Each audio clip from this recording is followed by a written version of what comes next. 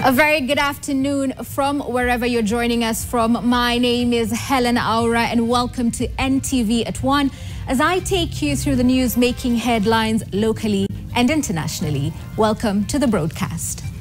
President William Ruto now says Kenya's ties with the United States of America remain strong despite Donald Trump's return to the White House with a raft of protectionist measures that could affect relations with foreign countries.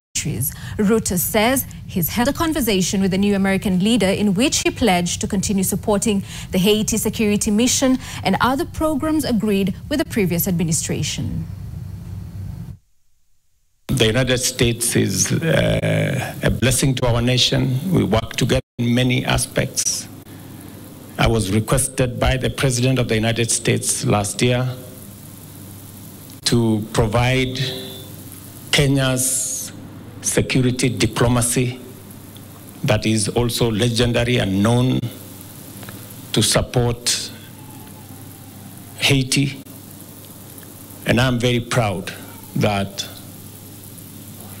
even President Trump, with the new administration, supports Kenya's mission in Haiti to help the men, women, children of that nation to experience peace and stability, and so that they too can do what other nations do. I say there is a special relationship between the United States and Kenya because we have a strong bond of relationship. Former Chief Justice Willie Mutunga has called out the Interior Cabinet Secretary Kipchumba Murkomen for what he calls dishonesty in regards to the security detail of Chief Justice Martha Koome. Mutunga says the state indeed withdrew her security, terming the move as an intimidation tactic against Koome. Mutunga, who was speaking in Mombasa, claims that no one is safe under the Kenya Kwanza regime. I personally asked the CJ whether that was true, because Kenya ni nchi ya shukunuku. So I asked her and she confirmed that there was that withdrawal. Murkomen, the CS, is saying that she has 32 a security of that 2 people, which is a lie. Because I think a lot of people we are dealing with in this government tell the truth by accident. That's clear intimidation, you know, of withdrawing it. And it has always been used by the state. You remember, even Gachagua, you know, who was given the same treatment. If any Kenyans thinks that they are safe, think again. No one is safe. We must not be intimidated. We must not fear. We must resist. We must do all that we can do to challenge those who want to bring back fear. No one is safe, correct? But we shall win because we are more and we are determined. Thika Governor Njuki has told off former Deputy President Rigathi Gachagua over his plan to form a new political vehicle for the Mount Kenya region, insisting it is not yet time for politics. Speaking in Meru at a cultural event that brought together residents of Meru and Tharaka counties, the governor has said that leaders in the region should only be discussing development at the moment and demanding the government to fulfill the promises it made in the region or to the region during the campaigns. The second-term governor has also hit out at Gachagua for criticizing the government, saying that Gachagua's attacks at President William Ruto could deny the region the much-needed development. Mimi najua mnapendanga kusikia siasa, lakini mimi nimeongea ukweli. Na ukweli wa maana so that temperatures wakati tunasikia nini what is coming out kanidi wanasema nini, mimi nataka ile inatoka huku wanasema tunasema barabara ni mbaya sana. Ile bridge ya Nithi bado ni mbaya. Majani bonus bado hakuna. Kahawa yetu inapotelea pale na pale. Maziwa iko mbaya zaidi. That is the language you want to hear. Lakini NS ikipeleka ripoti kwamba wako busy wanatengeza party, tutawekewa mtego ingine ya chama na chama wengine kucounter. ile pesa ingekuja hapa kutengeza majani itakuja na wanaume ikiwa kwa mfuko wakisaidia kusambaratisha hiyo party, because the government does not want competition. A section of senators have faulted the judiciary for allegedly interfering with the impeachment of Meru Governor Kawira Mwangaza, as well as some Senate committees for summoning her before her impeachment case is determined by the High Court. Speaking during the burial of the mother of Meru Deputy Governor Isaac Mutuma, Senators Samson Charge, Kathuri Murungi and Alexandra Mundigi have expressed confidence that the High Court will uphold the impeachment of Mwangaza, paving way for the swearing-in of DG Mutuma as county boss. I want to challenge Chief Justice Martha Koome and the Judiciary of Kenya. The people of Kenya gave the Senate the mandate. We don't want Judiciary to infringe into the constitutional right of the Senate in doing their job. Hatutakubali. Mimi nataka nikuambie governor, ingawa unaomboleza, tafuta suti, tafuta ile inaitwa power tie kama ya Trump, tafuta Biblia, ongea na hawa mabishop, unatakana kuapishwa kuanzia saa 2 mpaka saa 8, tarehe 14 wewe ukuwe governor uongoze hii Meru iende mbele. Sisi tulikuweka kwa kiti tukiwa Senate. Sababu yule alikuwa kwa kiti was incompetent. Na tukaona makosa alikuwa nayo.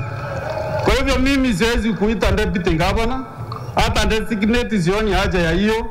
Sababu wewe ndiye governor wa Meru. Ni siku tu inabaki kidogo. Mlete mama safari ya kwanza akawa amesamewa. Mkamlete safari ya pili akasamewa. Lakini safari ya tatu seneta wote kaunti 47 wakasema mama aende nyumbani. Na katika sheria ya Kenya inasema Senate ni hapa house ikitimua governor ama mtu yeyote ambaye amechaguliwa na mwananchi hafai kusimama kiti kwa muda ya miaka 10.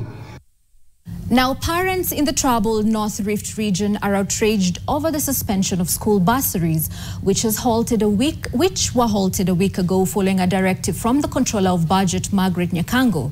Residents from pastoralist communities say the decision has put the future of thousands of learners at risk, with many fearing dropping out of school. Ruth Sarmoichisenge tells us more.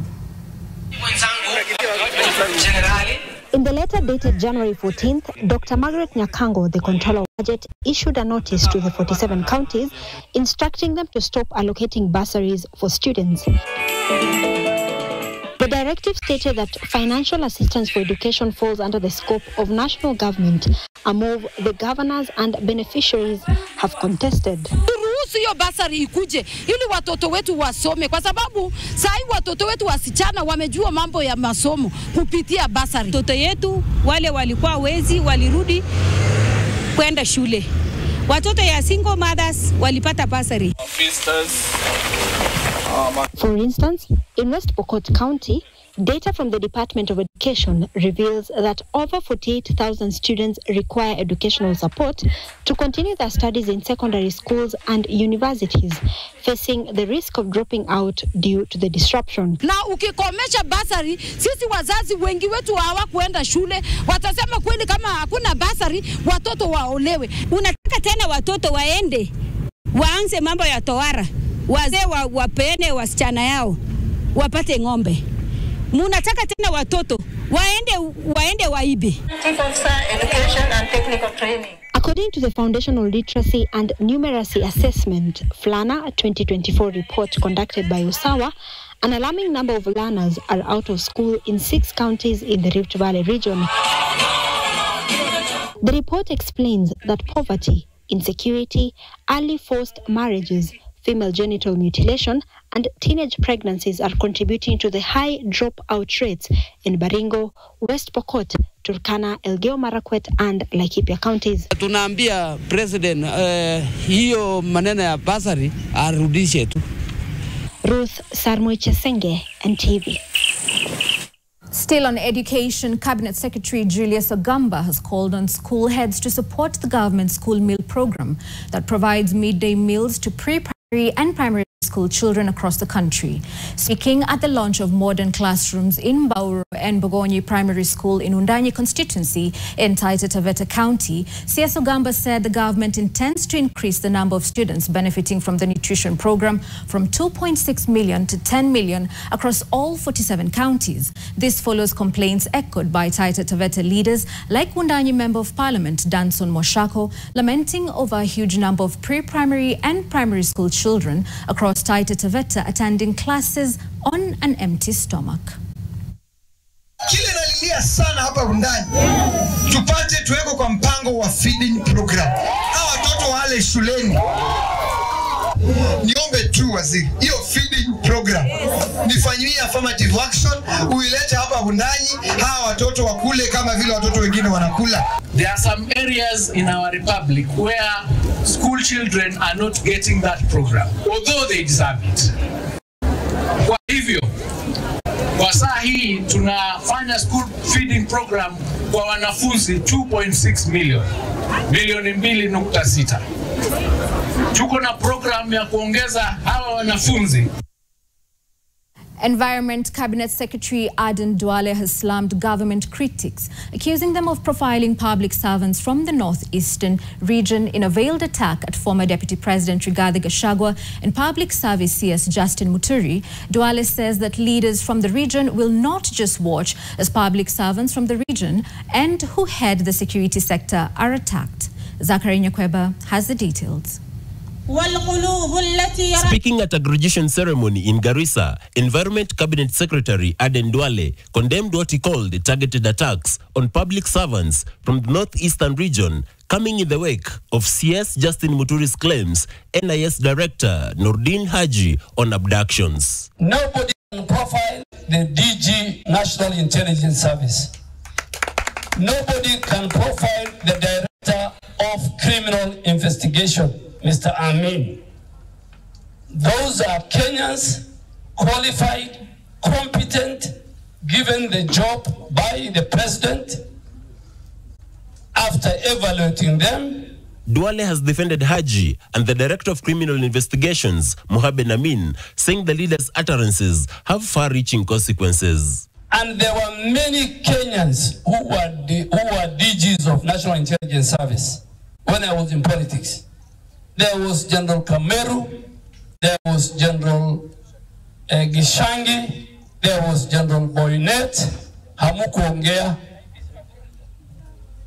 Mbona mnaongea wakati Mkenya mwingine kutoka eneo ya Northeastern amepewa? Echoing Duale's sentiments, Garissa Township MP Deko Mohammed accused Public Service CS Justin Muturi of inconsistency and described his criticism of the NIS leadership as hypocritical. Waziri wa serikali ambaye alikuwa AG wakati kijana yake ameshikwa kutoka kwa bar, si atanipeleka Malindi, ametoka Malindi, alichukuliwa kutoka kwa bar, alikuwa mhalifu, hakuwa abductiwa. Sasa anapiga kelele juu ya abduction. Na wakati sisi tulikuwa naongea juu ya vijana wetu ambao wanakuwa abducted, hakuongea juu yake. Duale also revisited claims of divisions in cabinet, taking a swipe at former Deputy President Rigathi Gachagua for allegedly advancing tribalism during his time in government. Tulivuta kazi sababu yeye alikuwa mkabila number 1. Tulivuta kazi, serikali na bunge ilivuta kazi kwa sababu alikuwa incompetent. Haelewi kitu. Mimi naongea kama mtu amekaa na yeye kwa baraza la mawaziri. Kila siku yeye akona agenda ya ukabila. As leaders continue to trade accusations, the call for inclusivity and fairness is louder than ever, especially for public servants charged with national security and service. Zachary Nyakweba, NTV, Nairobi. Mombasa Governor Abdul Samad Sharif Nasser has called for a national-wide mass registration for the Social Health Authority, SHA. Nasser says more than 73,000 principal members representing 28% of all eligible households in Mombasa County have already registered, dismissing the critics over negative publicity on the healthcare scheme. He has challenged anyone facing problems in seeking treatment to come forward with information in order to appropriate action. The There is no one ambaye anaambiwa alipe akiregister. Huo ni uongo wa kwanza. Uongo wa pili, ukienda level 2 na level 3 hospitali zetu sisi za county, level 2 na level 3 haulipi hata ndururu moja. Hesabu ni kati yangu mimi na Sha. Wale wa level 4 na level 5, mkifanywa registration kunafanywa kitu kinaitwa means testing. Ile means testing, bila ya kusema wewe unamjua Mishi, wamjua MCA, wamjua gavana, wamjua senator ama kumjua yoyote, ile means testing tutakaa chini na serikali kuu ni waambie, mimi watu wangu wa Mombasa kama gavana tutatafuta fedha tuwalipie watu kadhaa. Wale ambao kwamba Mishi akona CDF atawalipia kadhaa. Wale ambao kwamba serikali kuu itawalipia ni kadhaa. Ili wakiwa na specialize mambo ambayo kwamba yatakuwa ni ya ziada, yanahitaji level 4, pale sasa ile idadi itakuwa ni chini. Tuache mambo ya kuhadaa.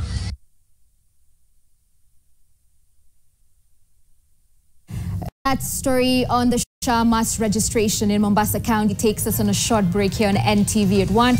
But don't go too far. We have much more, including Trump's reconsideration of rejoining the World Health Organization.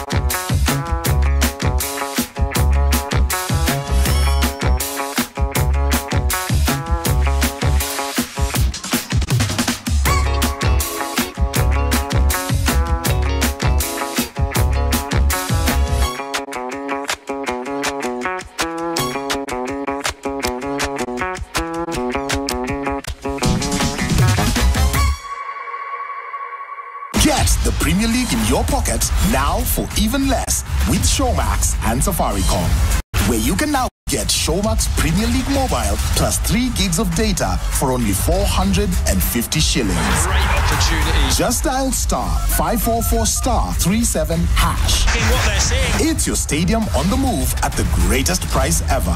Just dial *544*37#. Only with Showmax and Safaricom. T's and C's apply. When I have back pain, I reach for 2 tablets of Panadol Extra. It's boosted by caffeine for fast relief of strong pain, like headache, toothache, and muscle pain.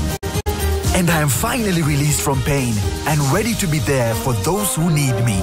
Try Panadol Extra for fast and effective relief from strong pain.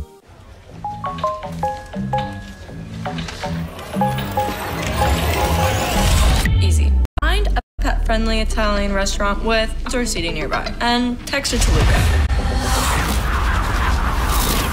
Find it real quick, send it to the click. Wow, the place is sick.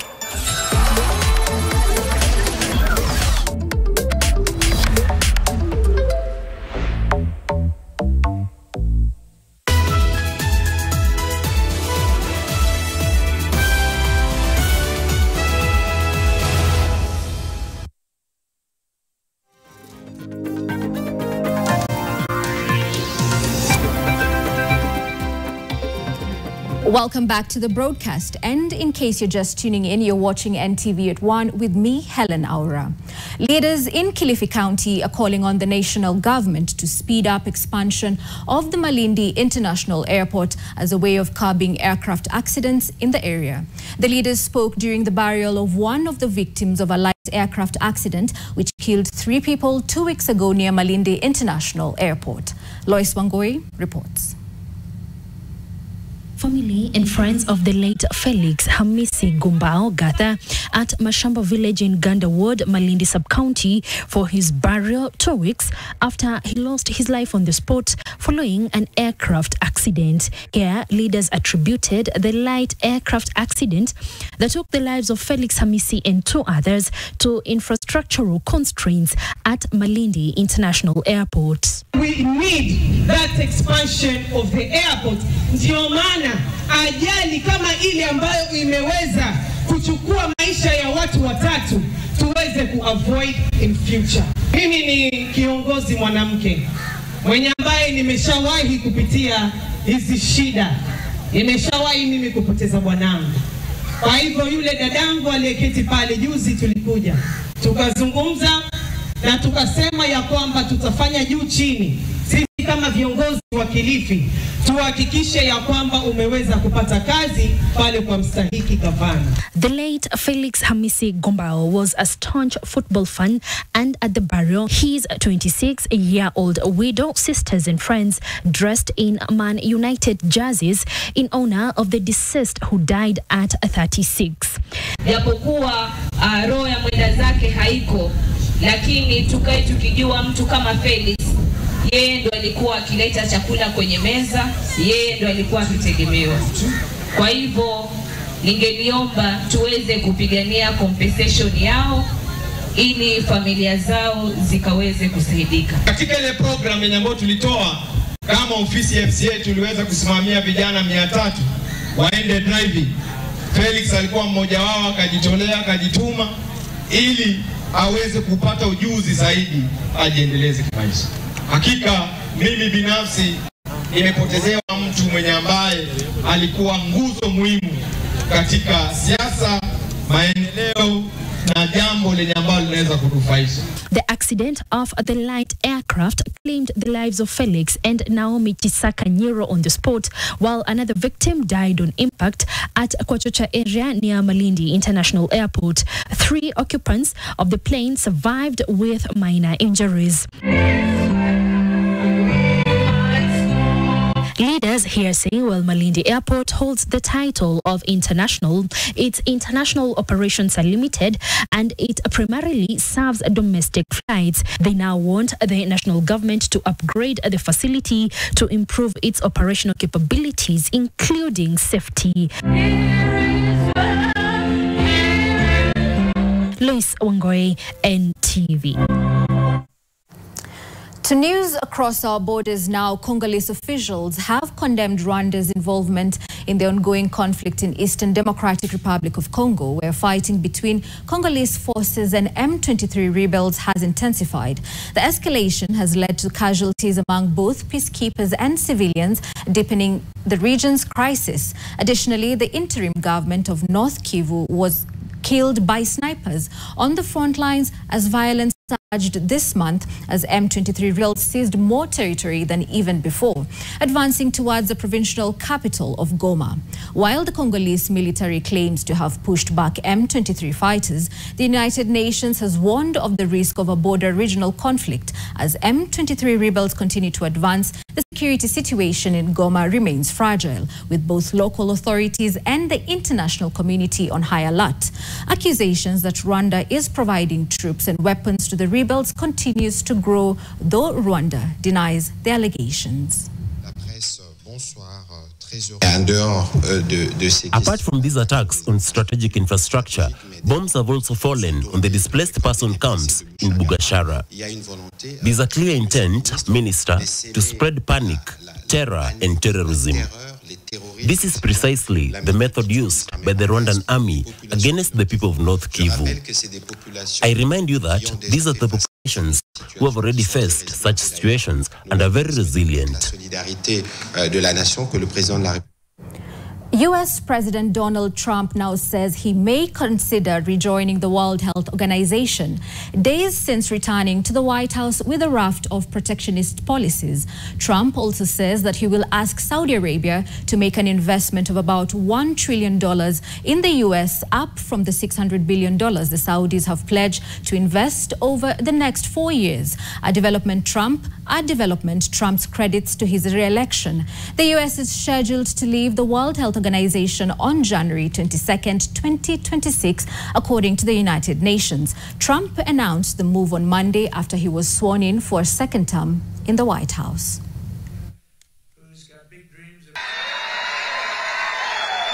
I would do 4 years ago, but Biden immediately went back for... They offered me at $39 million. They said, we'll let you back in at 39. We're going to reduce it from 500 to 39. I turned them down.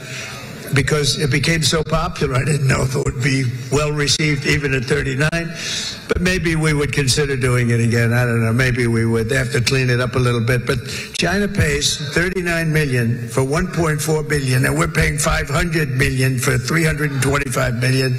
I don't know what is wrong with these people.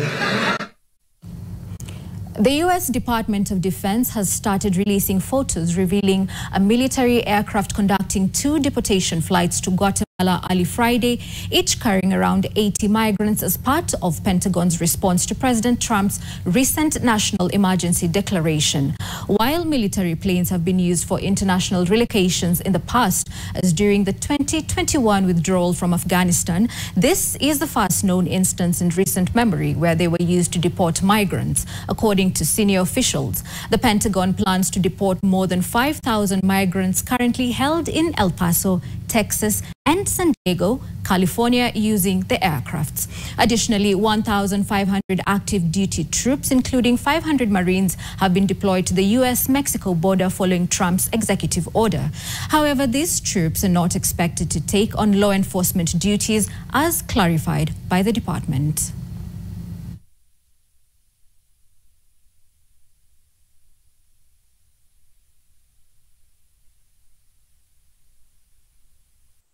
That's all we have lined up for you here on NTV at 1. Thank you for keeping me company. Do enjoy the rest of your viewing and have a lovely afternoon. My name is Hellen Aura. Do take care.